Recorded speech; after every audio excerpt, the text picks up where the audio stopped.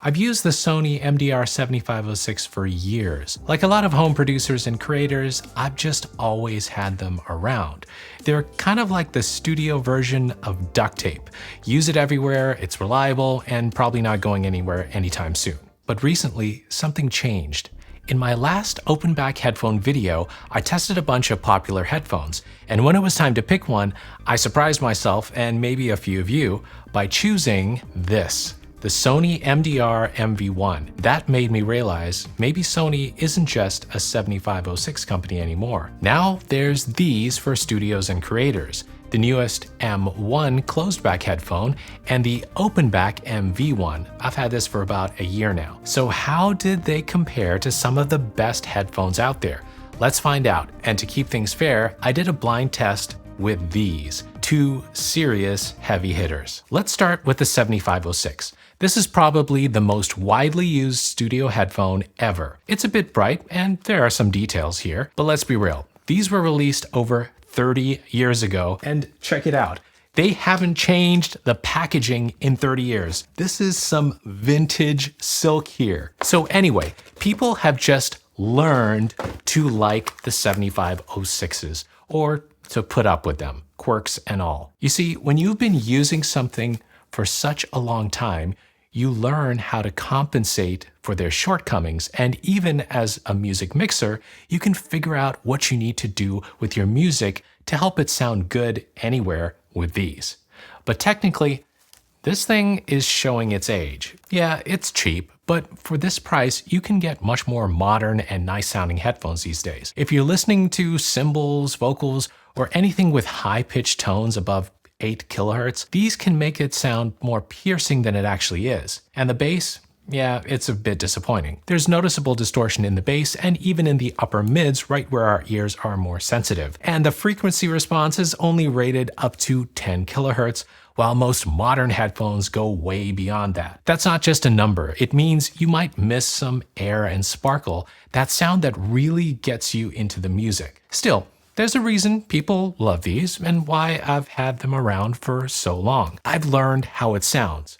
It's like an old car with quirks. If you've driven it enough, you just know when things are sometimes off, and that has value too. Not to mention, you can definitely find this on the used market anywhere in the world, and you'll have yourself a studio standard for a few bucks. But now, these have come along. And by the way, if you're looking to buy any of these, I'll include links to Guitar Center below and other retailers. Guitar Center has lots of headphones and gear for studios and creators, and great prices too. All right, the MDR-M1 is Sony's attempt at a modern closed-back studio headphone. First impressions? Way more comfortable than the 7506. It has a lighter feel, super light in fact. It's got softer ear pads, removable cable, and a design that looks, well, like it was made in this decade. See the difference in the packaging?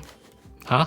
Now, I attempted a blind test with the Beyerdynamic DT 770. It's kind of hard not to feel the difference in material, so take it for what it's worth. I listened to the same songs and my own mixed track, matching volumes. Side by side, the Sonys are more balanced. I prefer them for mixing to get an even sound. The Beyerdynamic, however, had a bit more clarity and separation of sounds. I'd use them for really picking out problems in a mix. The M1 actually did surprise me. There's a subtle bass bump around 60 Hz and a dip near 200 to 250 Hz. That dip isn't a problem necessarily, it's probably on purpose. That 200 Hz zone can be muddy, and Sony seems to be cleaning it up to help the low end and mids feel more distinct.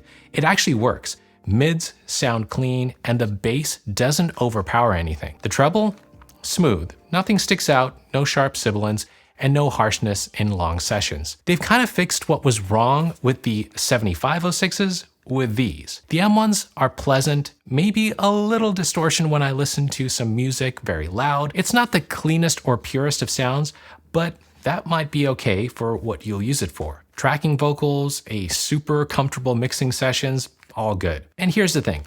It's not super exciting, it's fairly honest. Now, in the lineup, the M1 kind of sits in the middle for me. That's where the price is, I guess. Mind you, these aren't cheap. They retail for $249. Now, you don't get that hyped sparkle like on the DT770. Now, from the blind test, I kind of like the Sonys and Beyerdynamics for different reasons. But if I was starting out, I'd probably get the DT770s. They are cheaper and I could learn to compensate for the harsh high end. But wait, can Sony win the blind test with the MV1? Before I get to these, do you know how easy it is to get your music out there to the world? You can do it yourself with DistroKid, the sponsor of today's video. DistroKid lets you upload your music to Spotify, Apple Music, YouTube Music, Pandora, pretty much everywhere. Best of all, they make it really easy. Just upload your track, add some artwork, and they do the rest. DistroKid also collects earnings for you when your listeners play or purchase your music, and they help you market your music with tools built right in. A hyperfollow page lets you share your latest music with your friends on Facebook or anywhere you can share a link, and they can easily follow you to get notified of your upcoming releases. I've actually created 2 dedicated videos on DistroKid to give you all the details. You can watch those videos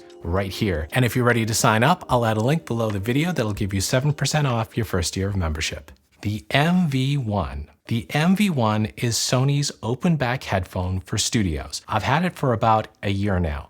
It's super lightweight, very comfortable. They sit snug, but not tight. I've worn them for hours without noticing them on. The earpads are made with a softer material than the M1s, and of course, I've used these while making music, and I keep going back to them. The soundstage, the spread of sound in a space is open and natural. Instruments feel like they're floating in space, not jammed together. It's easy to make EQ decisions, and I find myself catching subtle issues I sometimes miss on my speakers. Now, it's not perfect. There's a small dip around 5 kHz followed by a rise up to 8.5 kHz that can make things like cymbals or white noise sound a little exaggerated, especially if you're working on big, high-end heavy tracks. If you're mixing vocals, you want to take note of that. Now, in the blind test against the Sennheiser HD600, the MV1s just sounded bigger. Mind you, the HD600 is a studio standard as well. These are really highly regarded by producers. But still,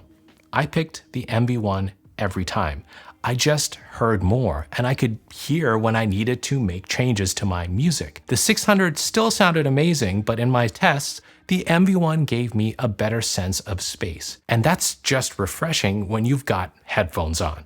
I remember before I started this channel, before I even had a real studio space, sometimes all I had to rely on were headphones. I would have loved to have had these. That's part of why I make these videos, to help you skip some of that second guessing. I like the build of the MV1s over many of the other headphones.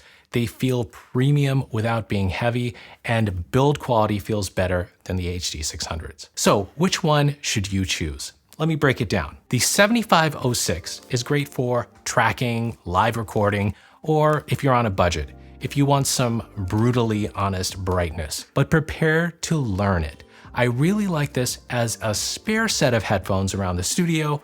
People know the sound, it's not expensive, and it's pretty rugged. I'm not going to be hurting if I bang them up a bit. The M1, this is great for content creation, editing, tracking vocals, or when comfort and balance matter more than sparkle. Hey, if you want to hear that sparkle and exactly where your piercing hi-hat is, get the Beyerdynamic DT770. The MV1s, these are great for critical mixing sessions. It's super spacious and so comfortable for long sessions, just hearing your music with fresh ears. If I had to pick just one, it's still the MV1. It won the blind test, it's been one of my go-tos for over a year, and it hasn't let me down. In the end, it's important to get what you can afford. Music producers for decades have had these in their studios, and if they can learn how to use them, you can too. It's more important for you to learn whatever headphone you have so that you can understand how to get the most out of them. If you're upgrading your studio or you're thinking about it, I'll put together 2 helpful resources. You can grab my free guide of studio upgrade hacks. It's full of practical and affordable ideas. And if you want something more in depth, check out my full studio buyer's guide. Both are linked below. So yeah, I thought I knew Sony headphones. I thought the 7506 was all that they had to offer. But the truth is, they've been evolving. quietly. And now they've got something for almost any kind of studio setup. Let me know which one you choose, or if you've had your own experience with any of these. Hit like if this video has been helpful, and keep making the music you love. I'll see you in the next one.